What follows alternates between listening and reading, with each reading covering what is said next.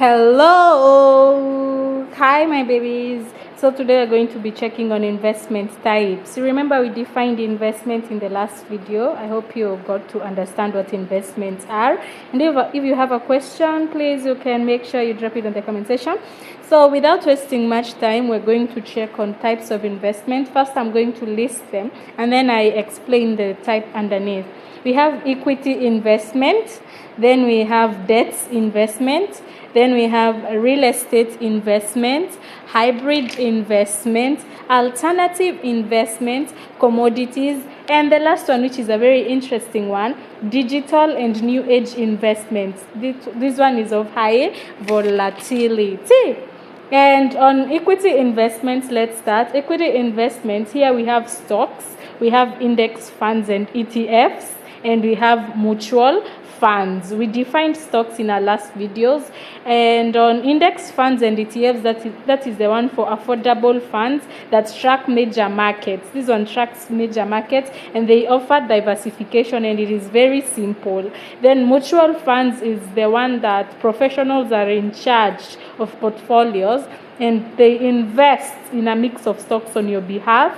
And then we have the on debt investments. That's where we have bonds, the treasury and corporate bonds. Then we also have high yield savings accounts and certificates of deposits. On bonds, we say this one is like lending money to the government. On high yield savings account, where you secure a place to park cash while earning consistent interest. And then certificate of deposit, where you lock in your money for a fixed period in exchange for guaranteed returns.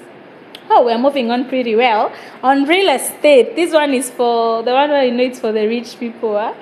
But you can also know first what it is, because you cannot be part of the REIT squad if you do not know what the REIT squad is engaging in. So on the real estate investments, there we have the rental properties. This one is a very common one, where people build houses and then they rent them out and then they generate monthly income. So it's also a very good thing for the long-term management thing and the retirement plan. Then we have REITs. These one are the real estate investment trusts, the one where you're now investing on properties, those big things. Then we have house hacking. House hacking, where you live, you rent a house or a condo that has let's say 6 rooms. You decide to live in one room and then you rent out the rest of the rooms, where now you'll be able to cover for your living expenses and for the other major things.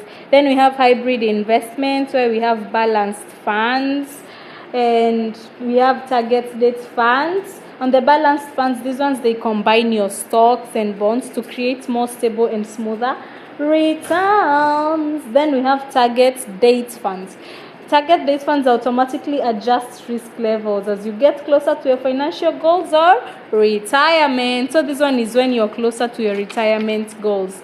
Then on the alternative investments, we have startups, where you can decide to invest in your own business. You become an entrepreneur. In one of the videos, I'm going to talk about entrepreneurship and what it entails and what you really need to understand for you to say that, yeah, you're an entrepreneur, because risks are involved in all these activities.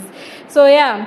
On startups, this one has very high risk, but it has a potential significant returns if it gets successful. Then we have peer-to-peer lending. This one is for Shylock work. You earn interest by lending money directly to individuals or businesses online. Then we have the private equity. Oh, this one is an interesting one. This one is for advanced investment strategies, typically used by high net worth investors. And then we have commodities. On commodities, that's where you invest in gold, silver, and these ones, they act as store of value, because you know gold and silver, diamonds, they will not depreciate in value. So they act as a store of value, especially during inflation or economic uncertainty. That's why I find billionaires investing in these things. And then we have oil and energy, where you invest in oil, energy, power, geothermal, hydro what? That one for water. Then you gain exposure to energy markets through ETFs or commodity-based funds. And then commodity ETFs, what are these ones? They diversify into commodities without the need to physically own them. So you don't really have to own the gold or silver, but you will have invested in them. Yeah, that's one of the commodity ETFs. And then the last one that we said was very interesting, the digital and new age investment. I know every youth out there is very interested in it. You can invest in cryptocurrency. This one has very, very high risk, very high volatile assets like Bitcoin, Ethereum, and a very upside down potential. But this one you're really depending on luck if you're not understanding the market. And then we have crowdfunding. This one is where you have money and you decide to invest in several startups, not just one, several startups or real estate projects.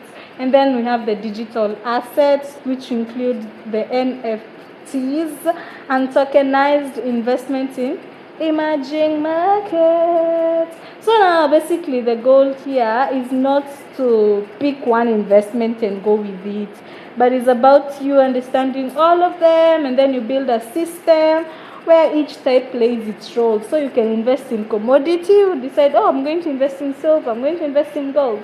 And you can also invest in crowdfunding, or you invest in the small startups. If you have entrepreneurship energy, you decide to open your own thing, you become a founder. CEO. The ring that comes with it.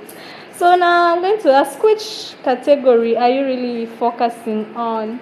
Which category do you feel, I'm going to be learning this one more, I'm going to be investing in this one more, so that we can get to reach the level.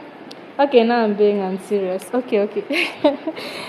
At this point, we're just going to say, if there's something else we're going to check on, I shall let you know. Bye-bye.